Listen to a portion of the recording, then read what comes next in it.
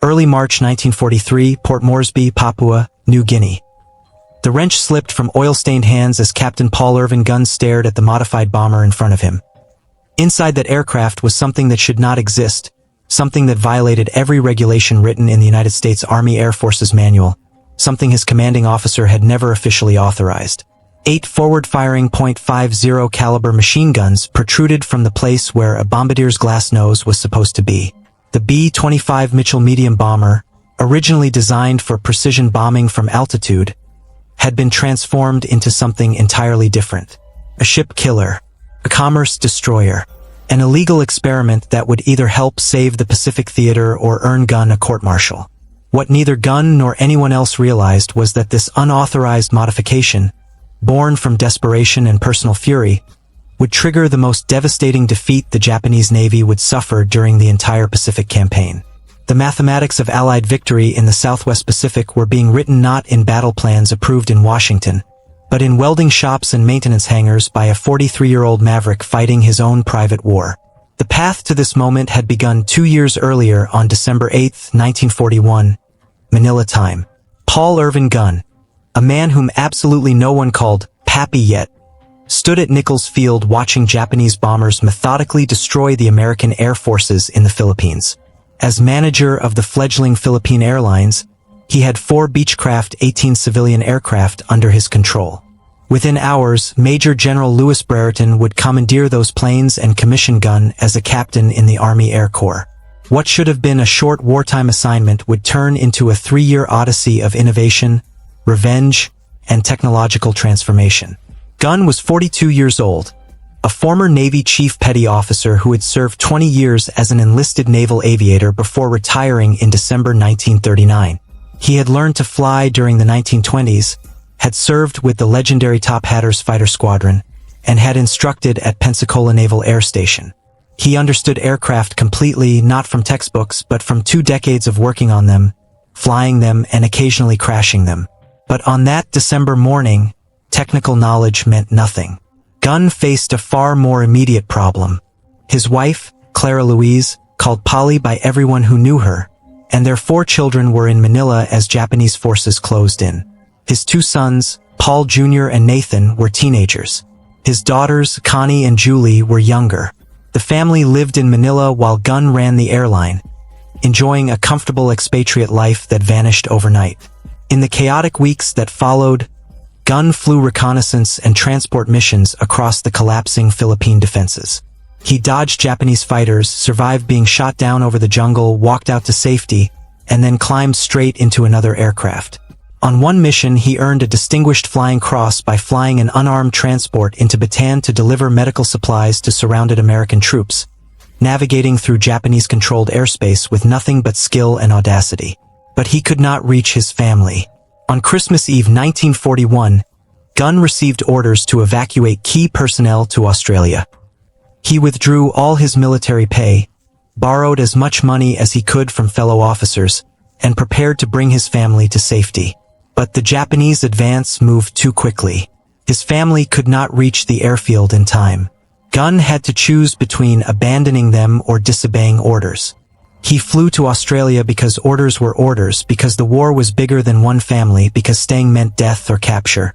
Within weeks, on January 20th, 1942, Polly and the children were rounded up by Japanese forces and taken to the University of Santo Tomas, which had been converted into an internment camp for enemy civilians. Something broke inside Gunn when he heard the news. The man who continued fighting was no longer the same person who had left Manila. He had left his wife and 4 children in the hands of an enemy known for brutality. Every day they remained inside that camp was another day Gunn could not protect them. The only thing he could do was end the war faster. If he could not save his family directly, he could destroy every ship, every aircraft, every supply line that kept Japanese forces operating in the Philippines. This was not official policy. This was vengeance disguised as innovation. When Major General George C. Kenney arrived in Brisbane in late July 1942 to take command of the Allied Air Forces in the Southwest Pacific area, he found a disaster waiting for him. His predecessor had been relieved. Morale was terrible. Equipment was inadequate. The Japanese controlled the skies over New Guinea and were threatening Australia itself. General Douglas MacArthur, the theater commander, had no confidence in his air forces and made that opinion abundantly clear. Kenny was 53 years old, a World War I fighter ace with 2 confirmed victories and a Silver Star. He had taught at the Air Corps Tactical School and was known for unconventional thinking. When MacArthur subjected him to a long lecture about the failures of Allied air power, Kenny listened patiently and then asked for only one thing: authority to send home anyone he considered deadwood. MacArthur, surprised by the request, agreed. Within weeks, Kenny began reshaping his command structure, bringing in aggressive younger officers, and establishing a forward headquarters in New Guinea. To accelerate decision-making, he appointed Brigadier General Ennis Whitehead as his forward commander, granting him the authority to adjust aircraft assignments according to weather and tactical conditions instead of waiting for orders from Brisbane. But personnel changes meant nothing without effective weapons. Allied bombing from medium and high altitude was proving disastrously ineffective against Japanese shipping. High-altitude bombing allowed ships plenty of time to maneuver. The B-17 flying fortresses were striking less than 1% of their targets. Japanese convoys were resupplying their garrisons in New Guinea almost without opposition. Allied ground forces were dying in the jungle while fresh Japanese troops continued landing from ships that bombers simply could not sink. Kenny had been thinking about this problem since 1928, when he served as an instructor at the tactical school. He had theorized about skip bombing, releasing bombs at extremely low altitude so they would skip across the water like stones on a pond, smashing into the sides of ships below the waterline where armor was weakest. The concept was sound. The execution, however, was proving difficult. B-17s lacked forward-firing armament. Approaching at mast height meant flying directly through intense anti-aircraft fire with nothing to suppress the gunners. Then Kenny discovered Paul Gunn, and everything changed. In August 1942, Kenny learned that someone in the 3rd Attack Group was modifying A-20 Havoc light bombers without authorization. The changes were crude but surprisingly effective. Someone had removed the bombardier from the transparent nose and installed 4.50 caliber machine guns in his place, all firing forward. The idea was simple: strafe Japanese positions at extremely low altitude, suppress ground fire, and then drop bombs. Kenny investigated and found Captain Paul Gunn working essentially alone, scavenging weapons from wrecked fighters and mounting them in attack aircraft. Gunn had taught himself aircraft modification through trial and error. He had no formal engineering degree, but he understood aircraft structures, weight distribution, and weapon systems from 2 decades of hands-on experience. Most officers would have court-martialed Gunn for modifying military aircraft without authorization. Kenny instead assigned him to his personal staff as Special Projects Officer and gave him an impossible mission: modify every A-20 in the theater for low-altitude attack and do it immediately. Gunn worked 18-hour days. He scavenged weapons from crashed aircraft, fabricated mounting brackets in makeshift workshops, and personally test flew each modification. He installed 4.50 caliber machine guns in the nose of every A-20, mounted additional guns along the fuselage, and added bomb racks for parachute fragmentation bombs. The modified A-20s entered combat in September 1942, striking a Japanese airfield at Buna. The results exceeded every expectation.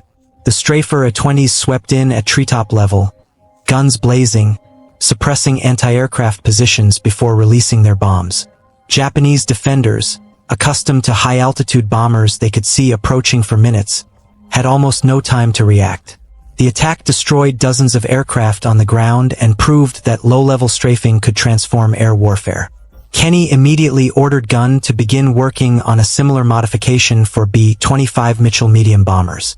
The B-25 was larger than the A-20, had greater range, carried heavier bomb loads, and could mount more forward-firing weapons. If Gunn could convert the Mitchell into a gunship, it would become the most effective anti-shipping weapon in the theater. The B-25 Mitchell had originally been designed in 1939 as a medium-altitude level bomber.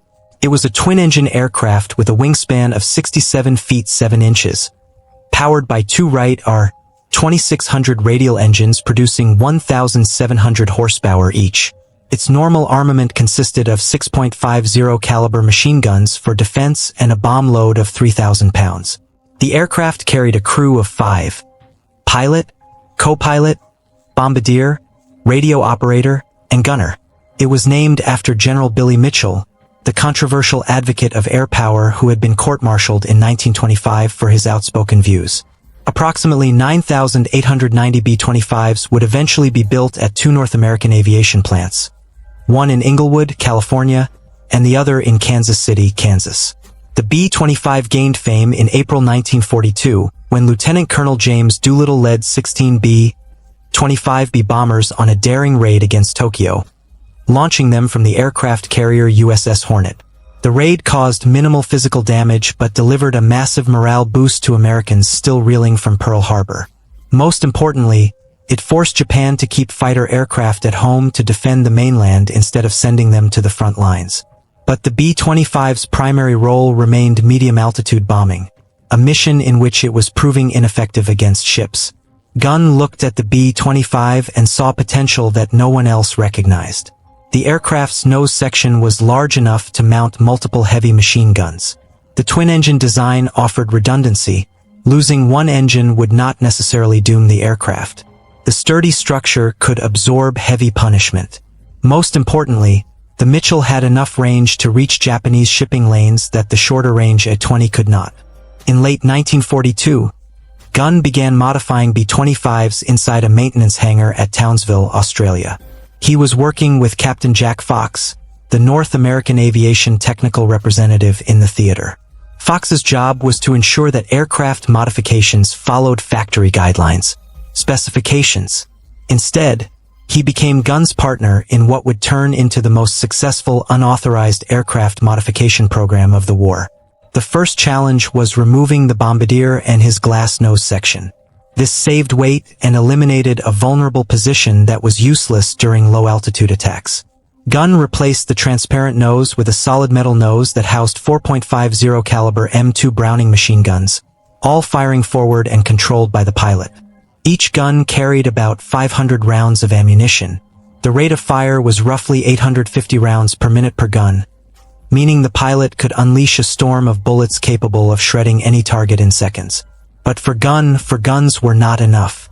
He added 2 more .50 caliber guns in cheek blisters on both sides of the forward fuselage just below and behind the cockpit. These package guns extended slightly beyond the propeller arc, allowing them to fire safely without bullets passing through the propeller disc. They were fixed, aimed forward, and added even more firepower to the pilot's control.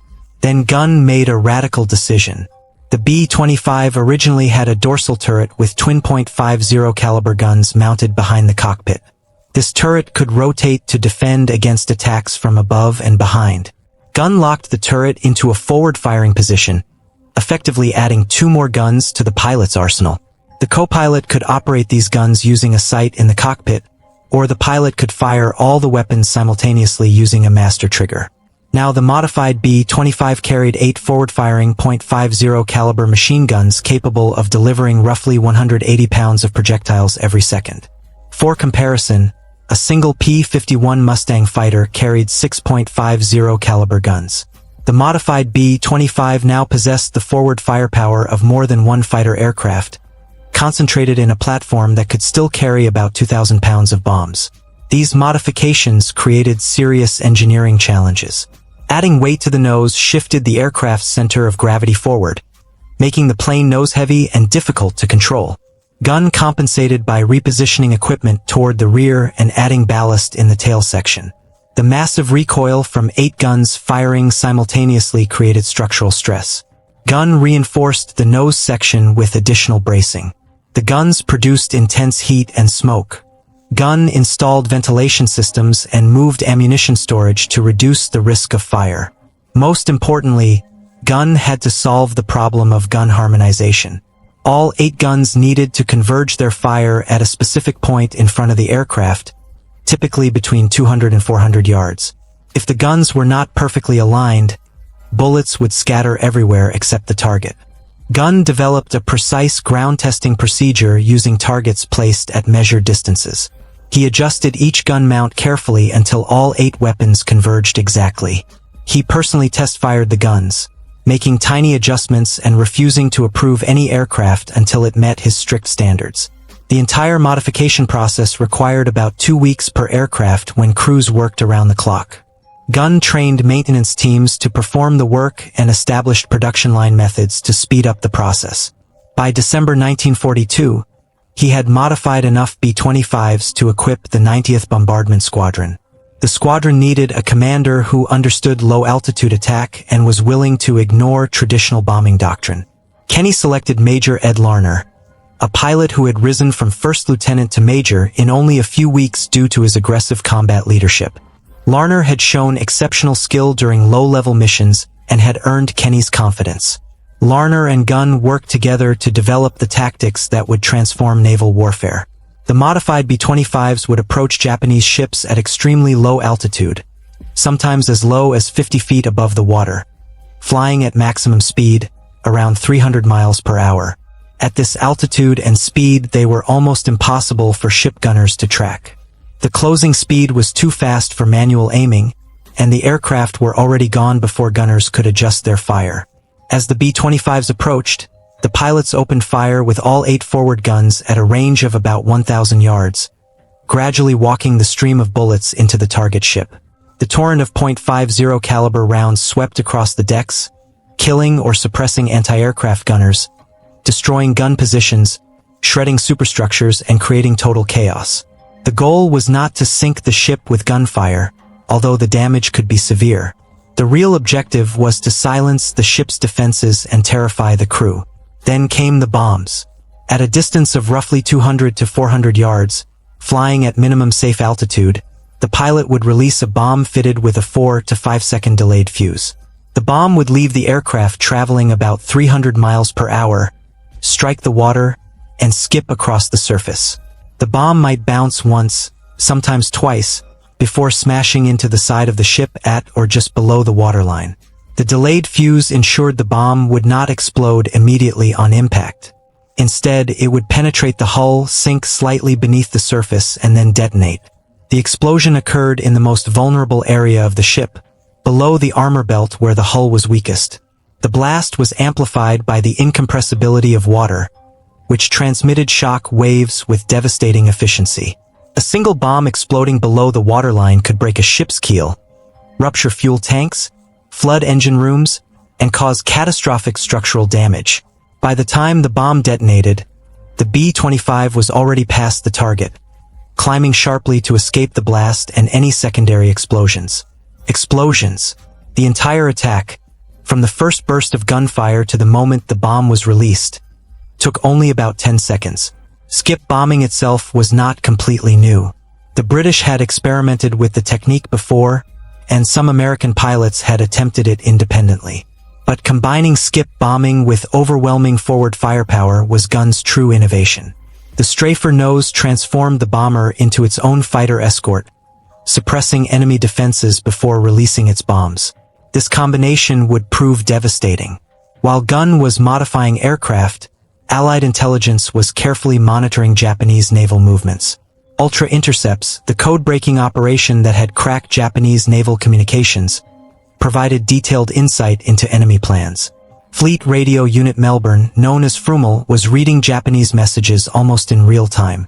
In late February 1943, FRUML intercepted communications indicating that a major Japanese convoy was being assembled at Rabaul on the island of New Britain. The convoy's destination was Lae on the northern coast of New Guinea. The cargo was troops and supplies intended to reinforce Japanese forces fighting Allied advances in Papua. The intelligence was precise. 8 transport ships would carry approximately 6,900 troops of the Japanese 51st Division. 8 destroyers would provide escort.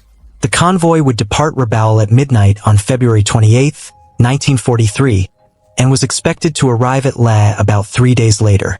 This was Japan's maximum effort to reinforce New Guinea. If the convoy succeeded, Japanese forces would be strengthened significantly and could potentially halt Allied advances. If the convoy failed, Japan would lose thousands of experienced troops and might never attempt another large-scale reinforcement by sea. General Kenny saw an opportunity to test his modified aircraft and new tactics against the most important target since Pearl Harbor. He assembled every available aircraft in the theater for a coordinated attack. The strike force would include B-17 Flying Fortresses bombing from medium altitude, Royal Australian Air Force Beaufighters strafing at low level, P-38 Lightning fighters providing air cover, and modified B-25 strafers executing skip bombing attacks. It would become the largest coordinated air operation in the Southwest Pacific up to that point. Kenny personally briefed squadron commanders on February 28th. The orders were direct and uncompromising. Find the convoy, attack without mercy, give no quarter, and sink every ship. This was not a simple raid. This was annihilation. At midnight on February 28, 1943, the Japanese convoy departed Simpson Harbor at Rabaul. Rear Admiral Masatomi Kimura commanded the force from the destroyer Shirayuki. The convoy consisted of 8 cargo transports: Kyakusei Maru, Kembu Maru, Tio Maru, Nojima, Io Maru, Taimei Maru, Shinei Maru, and Oigawa Maru. 8 destroyers provided escort: Shirayuki, Asashio, Arashio, Tokitsuke's, Yukike's, Uranami, Shikanami, and Asagumo. Approximately 100 Japanese Zero fighters would provide air cover during the voyage. The convoy represented the strongest naval force Japan had assembled for a resupply mission. Kimura expected to lose ships. Every previous convoy to New Guinea had suffered losses, but Japanese commanders believed enough vessels would survive to deliver the troops. They were wrong. The convoy was spotted that afternoon by a B-24 Liberator on patrol. The crew radioed its position, course, and composition. Kenny's command immediately launched reconnaissance aircraft to shadow the convoy. Weather initially favored the Japanese. 2 tropical storms passed through the area, providing cloud cover and reducing visibility. Allied aircraft maintained contact but could not attack effectively through the storms. The convoy continued making steady progress, moving at about 7 knots, roughly 8 miles per hour. The slow speed was dictated by the heavily loaded transports. The destroyers could easily have traveled at 20 knots or more, but they had to remain with the convoy. By nightfall on March 1st, the Japanese had traveled about 90 miles and were roughly halfway to Lae. The worsening weather was welcomed by Admiral Kimura. Poor conditions meant fewer Allied aircraft could attack. However, the storms also produced rough seas that battered the transports. Troops packed below decks suffered badly from seasickness inside the crowded holds. On the morning of March 2, 1943, the weather improved slightly. Allied reconnaissance aircraft regained visual contact. At around 10 a.m., 29 B-17 Flying Fortresses attacked from 5,000 feet. The high-altitude bombing proved predictably ineffective. The B-17 crews reported hits, but Japanese records indicate that the damage was minimal. One transport may have suffered slight damage. The attack accomplished one important goal. It forced the convoy to repeatedly change course, slowing its progress toward Lae. Throughout March 2nd, additional B-17 strikes continued. The Flying Fortresses dropped dozens of bombs from various altitudes. Ships maneuvered desperately, while Japanese fighters engaged the bombers. Several B-17s were damaged, and 3 Japanese fighters were shot down, but no ships were sunk. The high-altitude attacks were harassing the convoy, not stopping it. As night fell on March 2nd, Kenny understood that the decisive attack would come the following morning. The modified B-25s were ready. Major Larner had briefed his pilots repeatedly. They had rehearsed the attack profile using a wrecked ship on February 28th. Practicing coordinated formations of B-17s, B-25s, P-38s, and Beaufighters. Every pilot understood the mission. The skip bombing technique had been practiced. The strafer guns had been carefully harmonized. The ordnance had been loaded. The point of no return was approaching. At dawn on March 3rd, 1943, weather conditions were perfect for an air attack. Clear skies, good visibility, and calm seas. Rear Admiral Kimura must have felt a chill of foreboding. His convoy was about 30 miles from Lae, close enough that land-based anti-aircraft guns might provide limited support, but still dangerously exposed to air attack. The Allied strike force assembled at Cape Ward Hunt on the northern coast of Papua. Nearly 90 Allied aircraft converged on the Japanese convoy, including B-17 Flying Fortresses, modified B-25 strafers, Royal Australian Air Force Beaufighters, and P-38 Lightning fighters providing escort. Multiple waves would attack from different directions throughout the day. The attack began at approximately 10 in the morning. The B-17 struck first from medium altitude, drawing attention and forcing the ships to maneuver. Then the low-altitude aircraft arrived. The Beaufighters came in first, strafing with 4 20mm cannons and 6 machine guns, suppressing anti-aircraft fire. The destroyers opened up with everything they had, but the closing speed was too fast. Then the modified B-25 strafers arrived, and the slaughter began. Modified B-25 strafers participated in several attack waves throughout the morning. One pilot selected the transport WWII Maru as his target and pushed the nose down to 50 feet above the water. At 1,000 yards he opened fire. 8.50 caliber machine guns, 6,800 rounds per minute combined rate of fire, delivering about 180 pounds of projectiles every second, ripped into the transport. Tracers showed exactly where the bullets were striking. The fire walked from the bow toward the superstructure, tearing everything apart. Sailors were cut down where they stood. Anti-aircraft guns were smashed. The bridge disintegrated under the impacts. Metal fragments flew everywhere. Then he released his bombs. 2 500-pound general-purpose bombs with delayed fuses dropped away. They struck the water about 200 yards from the ship, skipped once, and slammed into the hull just below the waterline amidships. The pilot pulled up and banked away. Behind him, the bombs detonated. 2 massive underwater explosions tore the bottom out of WWII Maru. The transport lurched violently. Water flooded into the engine room and cargo holds. The ship began settling almost immediately, listing heavily to port. It would sink within 15 minutes. Other modified B-25s followed in successive waves. Each selected a target. Each executed the same devastating attack pattern. Guns blazing, bombs skipping, ships exploding. The transport Kembu Maru took multiple hits. At least 3 B-25s attacked it. The combined gunfire killed most of the crew on deck. For bombs struck below the waterline, the ship broke in half and sank in less than 10 minutes. Tio Maru was strafed so heavily that fires erupted across the superstructure. 2 bombs tore open the hull. The transport went down with nearly 1,000 troops still aboard. Nojima attempted to maneuver but was too slow. A B-25 strafer raked it from stern to bow and then dropped 2 bombs directly into the engine room area. The ship lost power and began taking on water. It would sink later that day. The Beaufighters and remaining B-25s also attacked the destroyers. The destroyer Shirayuki, Admiral Kimura's flagship, was hit by strafing fire that killed almost everyone on the bridge and wounded Kimura himself. A bomb exploded near the stern, starting a magazine fire. Secondary explosions blew the stern section apart.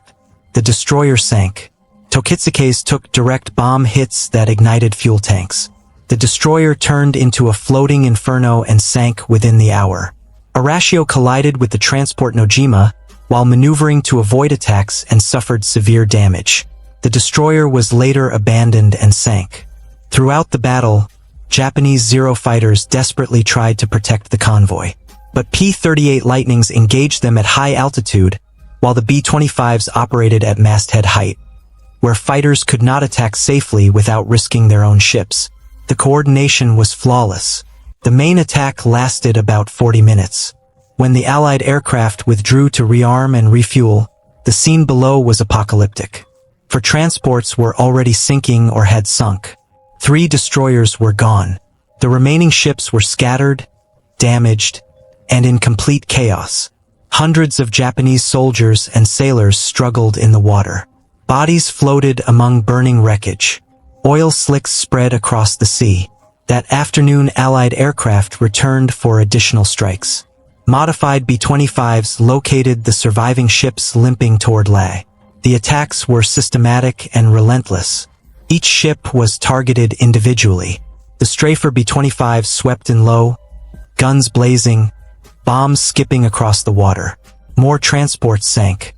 The destroyer Asashio, already damaged, took additional bomb hits and went down. By nightfall on March 3rd, all 8 transports and 4 of the 8 destroyers had been sunk. Approximately 3,000 Japanese soldiers and sailors were dead or drowning. Another 2,700 would later be rescued by the 4 surviving destroyers and by submarines sent from Rabaul. Only about 1,200 troops eventually reached La, many without weapons or equipment. Of the 6,900 troops originally embarked, more than 5,700 became casualties. The convoy had been annihilated. Allied losses were remarkably light. 1 B-17 Flying Fortress was shot down. 3 P-38 fighters were lost in combat. 13 aircrew members were killed. Compared with Japanese losses, it was barely a skirmish. The Battle of the Bismarck Sea, as it later became known, marked a major turning point in the Pacific War. It demonstrated conclusively that land-based aircraft could destroy a heavily escorted naval convoy. It proved the effectiveness of skip bombing when combined with overwhelming forward firepower. It confirmed every modification Gunn had made to the B-25. Most importantly, it convinced Japan that resupplying garrisons by sea in the Southwest Pacific was no longer practical. Never again would Japan attempt a major convoy to New Guinea. Japanese forces there would slowly weaken and starve as their supplies diminished. General MacArthur issued a communique claiming that 22 ships had been sunk, including 3 cruisers and 7 destroyers, and that over 12,000 troops had been killed. The real numbers were lower, but still devastating. Such exaggerations were common in wartime propaganda. What truly mattered was the strategic impact. Kenny had proven that his concepts worked. Skip bombing was effective. Modified bombers could destroy ships. Low-altitude attacks could succeed even against heavy defenses. Paul Gunn, watching from Australia as the reports arrived, must have felt a grim sense of satisfaction. His modifications had destroyed a Japanese convoy. His aircraft had helped kill thousands of enemy troops. But his family remained imprisoned in Santo Tomas, and the war was far from finished. The success of the Battle of the Bismarck Sea led to the immediate expansion of the modification program. Kenny ordered that all available B-25s in the theater be converted to the strafer configuration. Gunn worked even harder, training additional crews, refining the techniques, and increasing production speed. By mid-1943, most B-25s operating in the Southwest Pacific had been modified. North American Aviation, the aircraft's manufacturer, took notice. Company representatives visited Gunn's workshops, studied the modifications, and requested detailed specifications.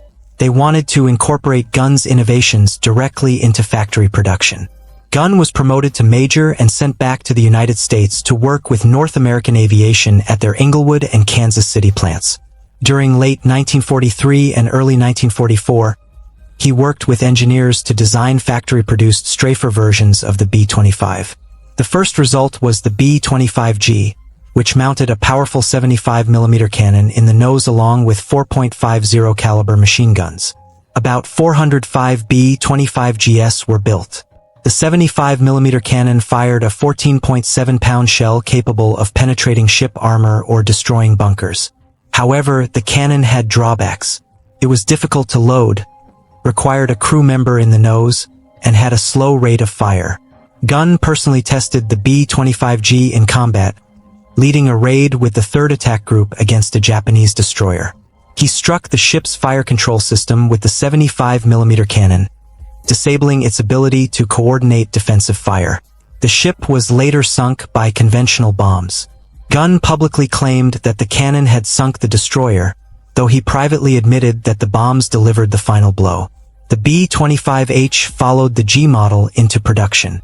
About 1,000 B-25HS were built, equipped with the 75mm cannon and 14.50 caliber machine guns arranged in different positions. The H model moved the dorsal turret forward and removed the co-pilot seat to reduce weight, with the navigator assisting in loading the cannon. This massive firepower came with a price. The B-25H became nose-heavy and difficult to control. Wright Field, the Army Air Forces Development Center, sent Gunn a message stating that the modification was dangerous and that the aircraft should be grounded until the center of gravity issue was corrected. Legend says Gunn replied, "Put center of gravity in storage for the duration. We have a war to fight." The story may be partly apocryphal, but it perfectly captured Gunn's attitude. Technical perfection mattered less than combat effectiveness. Pilots simply learned to adapt to the handling challenges. The final production variant, the B-25J, returned to a conventional bombardier nose on some aircraft while retaining the strafer nose on others. A total of 4,318 B-25JS were built, making it the most numerous version of the aircraft. Some B-25JS were equipped with 8 forward-firing guns in the nose, 4 guns in cheek blisters, 2 guns in the dorsal turret, and 4 guns in waist positions. In total, the aircraft could carry up to 18.50 caliber machine guns, making it the most heavily armed bomber of World War II. Such firepower was not always necessary, but it had a powerful psychological effect. Japanese troops quickly learned to fear the sound of Mitchell engines. That distinctive roar meant death was approaching. Throughout 1943 and 1944, modified B-25s devastated Japanese targets across the Pacific. In August 1943, B-25 strafers attacked Japanese airfields at WWII in New Guinea. These raids destroyed 174 aircraft on the ground and effectively broke Japanese air power in the region. The WWII raids were possible because Gunn had solved another critical problem: range. B-25s had sufficient range for most missions, but WWII lay near the aircraft's operational limit. Gunn developed a crude but effective solution using auxiliary fuel tanks carried inside the bomb bay. Once the fuel was consumed, the tanks were simply jettisoned through an opening in the floor. The system was improvised. Fuel fumes filled the fuselage and wind rushed through the aircraft, but it extended the range by several hundred miles. The WWII attacks ended Japanese air superiority over New Guinea and allowed Allied ground forces to advance with minimal opposition from the air. In November 1943, B-25 strafers attacked Rabaul Harbor in one of the most spectacular raids of the war. Major Raymond "Jock" Henneberry led 38 B-25s against shipping inside the heavily defended harbor. The attack was conducted at masthead height, with P-38 fighters providing top cover and phosphorus bombs creating smoke screens. Of the 38 vessels in the harbor, 30 were hit directly. 1 heavy cruiser, 3 destroyers, and numerous transports and support ships were sunk or badly damaged. The raid crippled Rabaul as a forward base and proved that even the strongest Japanese positions were vulnerable to modified B-25 strafers. B-25s. During the Philippines campaign of 1944, B-25 strafers provided close air support for ground forces, destroyed Japanese supply lines, and attacked shipping throughout the archipelago. The aircraft earned the nickname "Bat Out of Hell" because the attacks came so fast and so low that defenders had almost no time to react. Gunn's modified B-25s were not the only weapons winning the Pacific War, but they were among the most effective. They destroyed hundreds of ships, thousands of aircraft on the ground, and killed tens of thousands of enemy troops. They helped enable MacArthur's island-hopping strategy by isolating Japanese garrisons from resupply. They gave Allied forces the air superiority needed to make amphibious landings possible. Gunn's personal war continued throughout this period. His family remained imprisoned in the Santo Tomas internment camp. Letters occasionally reached him through the Red Cross, but communication was rare and heavily censored. He knew conditions in the camp were worsening. Japanese guards became harsher as the war turned against them. Food grew scarce. Disease spread. Gunn could do nothing except fight harder, hoping that every mission brought the end of the war closer.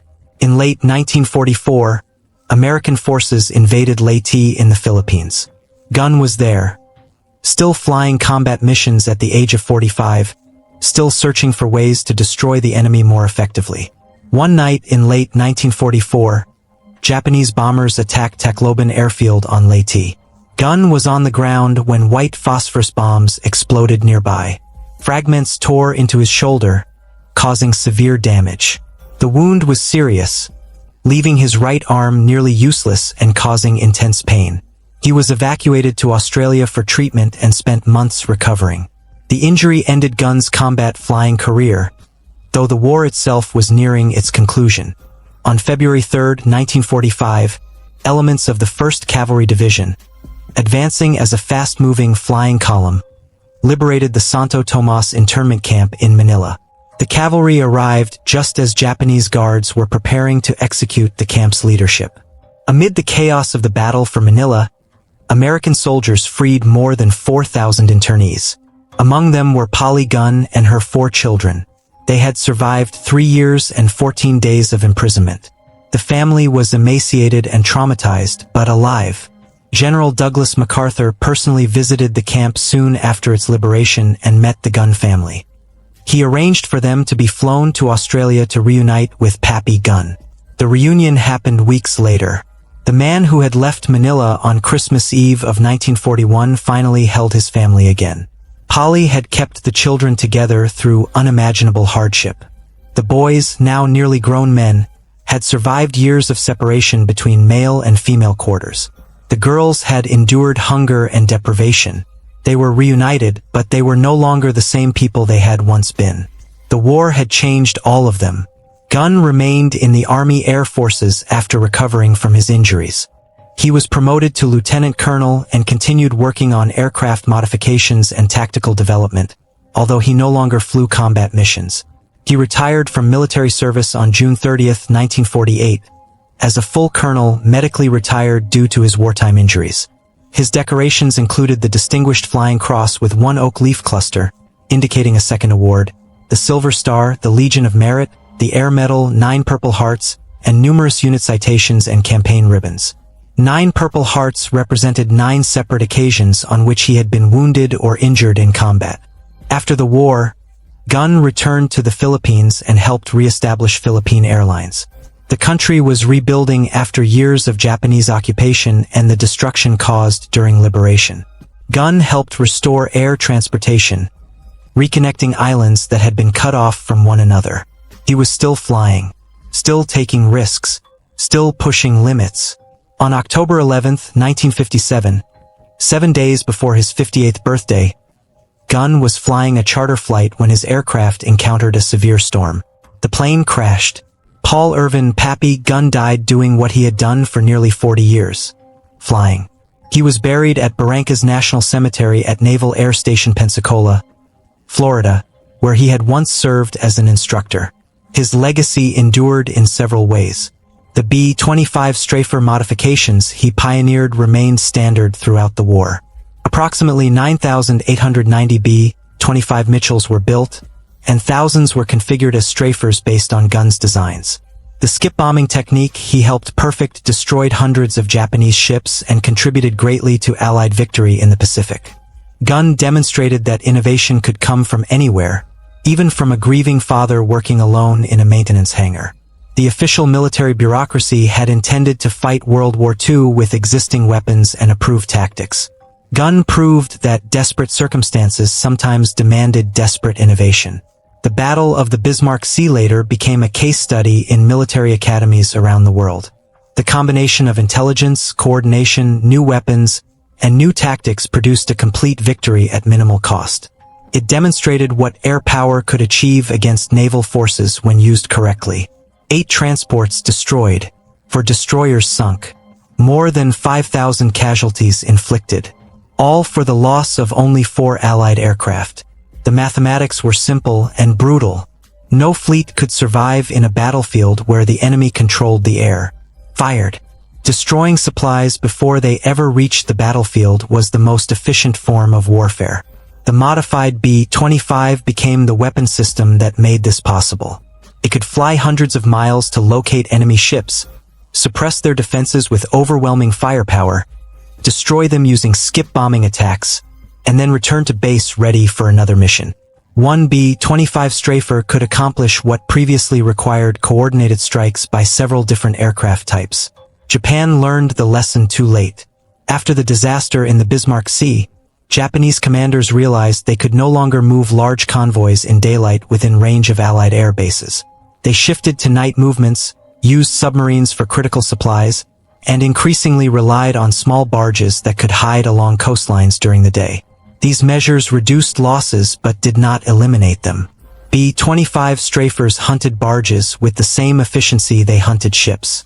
Night-flying B-25s equipped with radar found convoys even in darkness. There was no safe time, no safe method, and no safe place for Japanese logistics in the Southwest Pacific. The strangling pressure tightened month after month until Japanese garrisons were effectively isolated. In New Guinea, in the Philippines, and across the Pacific Islands, Japanese troops continued fighting with dwindling supplies and no hope of reinforcement. They were brave, determined, and ultimately doomed. Air superiority, achieved by weapons such as the modified B-25, made their courage irrelevant. By 1945, the modified B-25 had become the standard anti-shipping weapon in the Pacific.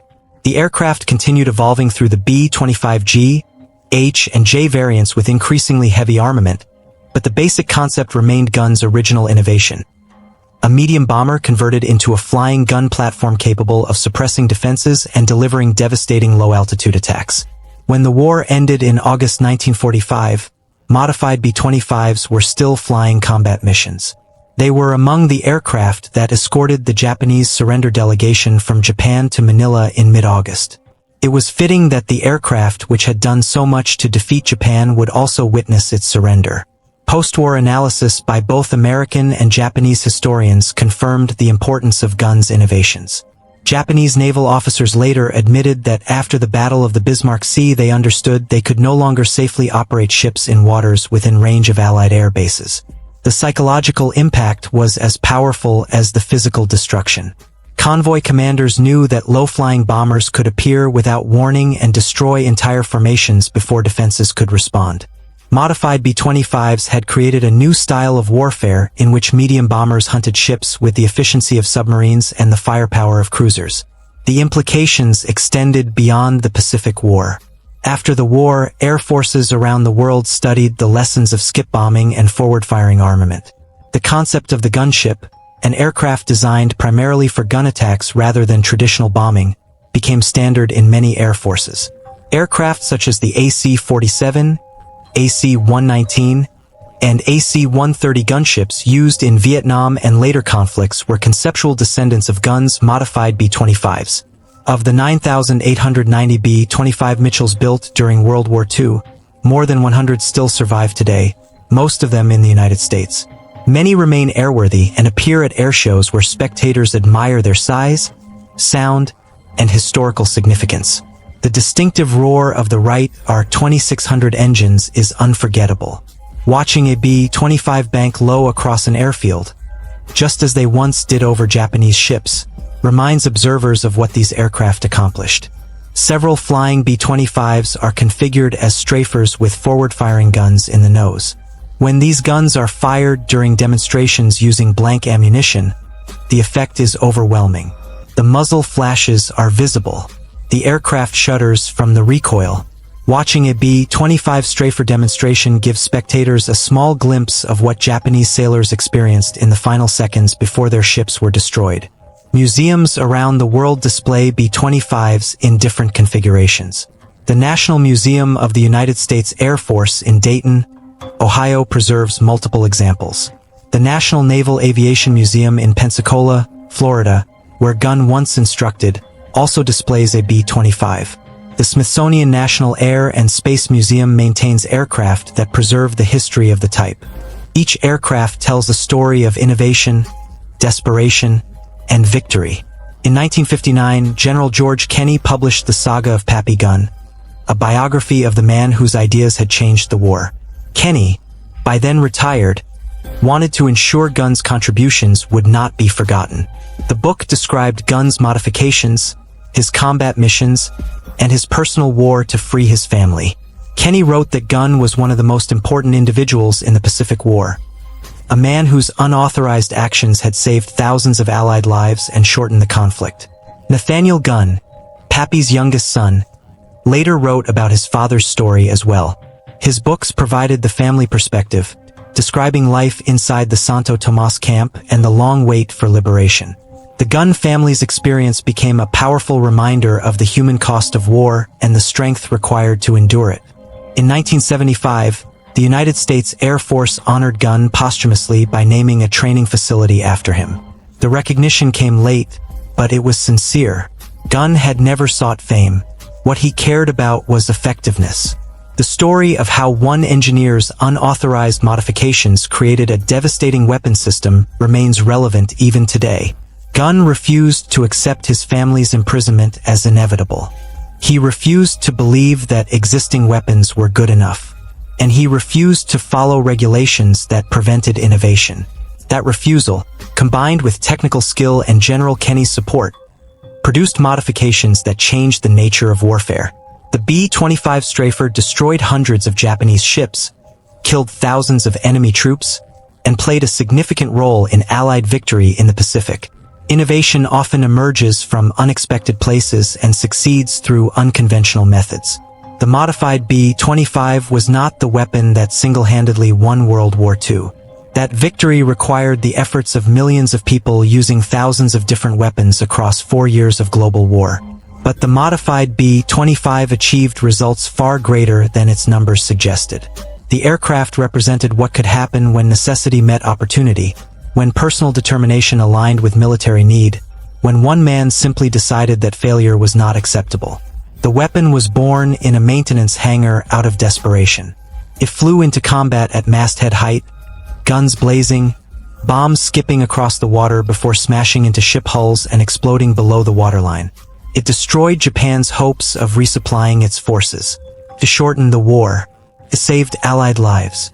And in the end, it freed one family from 3 long years of imprisonment, which had been the purpose all along.